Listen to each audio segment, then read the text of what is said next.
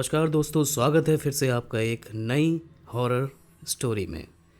दोस्तों, अगर आपको मेरी ये कहानियाँ पसंद आती हैं तो आप इस चैनल को सब्सक्राइब करना ना भूलें। तो चलिए शुरू करते हैं आज की कहानी। सिद्धार्थ के ऑफिस में सब 7 बजे के पहले ही चले जाते थे। सिद्धार्थ ने नया ऑफिस ज्वाइन किया था। बातों बातों में ऑफिस के लोगों से पता चला कि ऑफिस में कोई भी कभी भी 7 बजे के बाद रुका नहीं है। 9 बजे तक पूरी ऑफिस बंद कर दी जाती है और इसकी वजह थी वहाँ पहले रात को रुककर काम करने वाले 3 लोगों की मौत। सिद्धार्थ ने ऐसी बड़ी कहानियाँ बचपन से सुन रखी थी और ऐसी बहुत सारी जगहों पर भी जाकर देखा था। हमेशा कोई चिड़िया का घोंसला, जानवरों के बच्चे या कोई इंसान ही इन सारी गलतफहमियों की वजह होता था। सिद्धार्थ ने सोचा कि आज रात सबको चकमा देकर यहाँ छुप जाएगा। सिक्योरिटी भी शटर बंद करके बाहर ही होता है, तो कोई पकड़े जाने का सीन ही नहीं था। अभी तो अपने टाइम पर ही सिद्धार्थ बाहर निकलकर चला गया और कुछ 10 मिनट के बाद ही लौट कर आया और ऑफिस के पीछे वाली सीढ़ियों पर जाकर छुप गया। जब उसने शटर बंद होने की आवाज़ को सुना तो चुपचाप पीछे से अंदर गया। थोड़ा बहुत खाने पीने का सामान लेकर ही अंदर आया था, तो कोई परेशानी नहीं होने वाली थी रात भर। एक एक करके सारी लाइट्स के स्विचेस बाहर से ऑफ होने की आवाज़ आई और पूरे ऑफिस में सिर्फ बाहर से आती हल्की हल्की रोशनी ही थी। काफ़ी देर तक इधर उधर घूमने और टहलने के बावजूद भी कोई फ़ायदा नहीं हुआ और ना कोई दिखाई दिया। करीबन 12:30 बजे थे रात के, जब सिद्धार्थ एक कोने में बैठा हुआ था। ऑफिस के मेन गेट के आगे का शटर खुला और फिर बंद हुआ। ज़रूर कोई अंदर आया होगा, कोई है जिसकी वजह से इस जगह पर भूत प्रेतों की कहानियां फैलाई गई हैं। यही सोचकर सिद्धार्थ दबे पांव मेन गेट तक गया। मेन गेट कुछ नहीं, बस एक कांच का दरवाज़ा था जिसमें नीचे इंटरलॉक लगा था। वहां जाकर देखा तो मेन गेट और शटर दोनों बंद पड़े थे। वो मेन गेट पे खड़े होकर शटर को देख ही रहा था कि एक आवाज़ उसको ठीक अपने पास प्रिंटर की सुनाई दी। प्रिंटर की चलने की आवाज़ तो हुई, लेकिन पलट कर देखा तो प्रिंटर ऑफ किया हुआ जैसे का तैसे रखा था। कुछ देर वहीं खड़े रहकर सिद्धार्थ देखता रहा। अगल बगल उसे कोई दिखाई नहीं दिया, तो वापस अंदर की ओर जाने को मुड़ा और 2 कदम ही चला था जब महसूस हुआ कि उसकी शर्ट पीछे से किसी चीज़ में फंसी है और उसकी शर्ट खिंचकर फट गई है।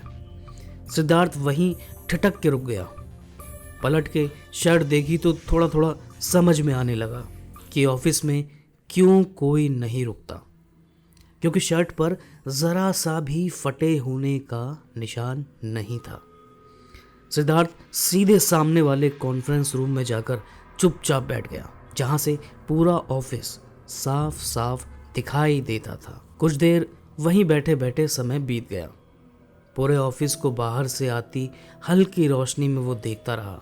बाहर की खामोशी को बादलों के गरजने और एकदम अचानक ही बहुत तेज होती बरसात ने तोड़ा।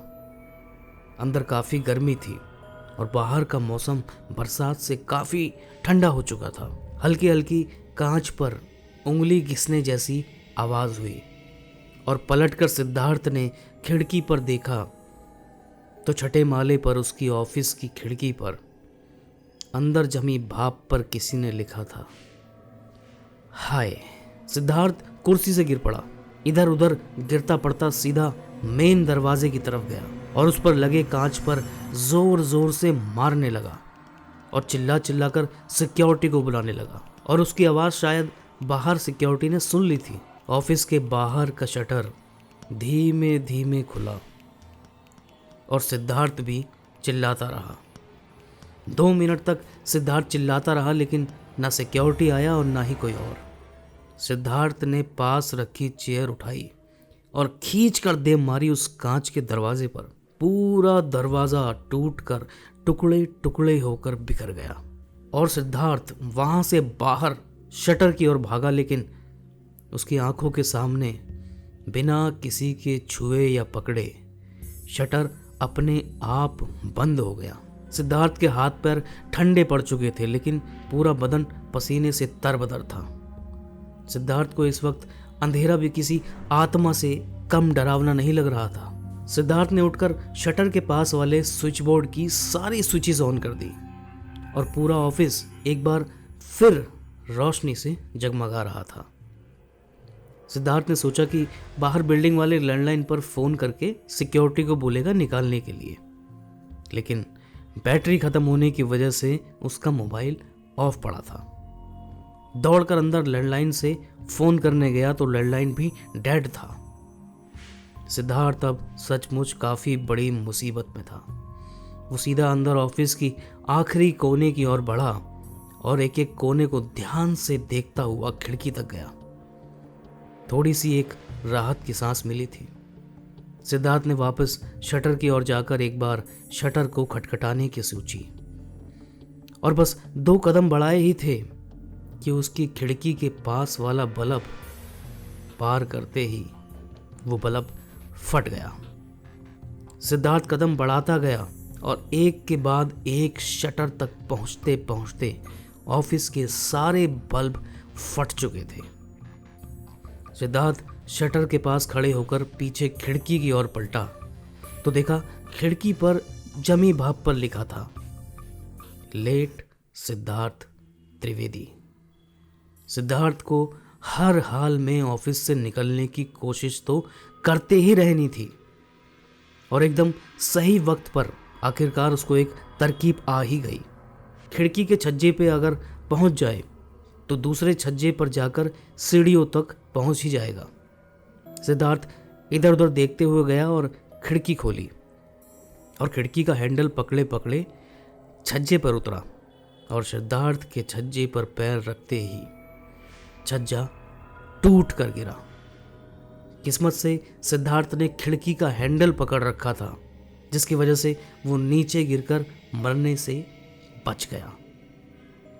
हिम्मत और ताकत दोनों किसी तरह इकट्ठी करके सिद्धार्थ खुद को खींचकर अंदर हांफता हुआ गिरा और वापस अंदर ऑफिस में छिले हुए हाथ धोने बाथरूम में जा ही रहा था जब उसकी नज़र सीढ़ी पर बने फायर अलार्म पर पड़ी।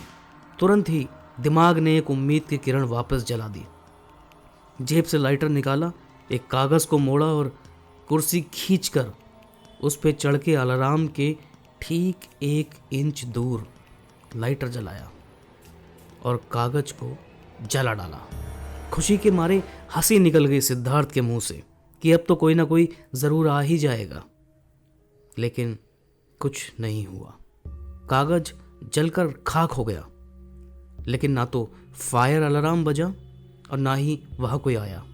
सिद्धार्थ की ये आखिरी उम्मीद थी मदद बुलाने की, लेकिन इस हार से उसे दुख नहीं बल्कि गुस्सा ज़्यादा आया। गुस्से में उसने फायर अलार्म पर मारना शुरू कर दिया और वो प्लास्टिक का टुकड़ा 2 घूंसों में ही टूट गया। लेकिन उसके टूट कर नीचे गिरते ही जिस कुर्सी पर सिद्धार्थ खड़ा था उसे किसी ने जोर का धक्का मारा।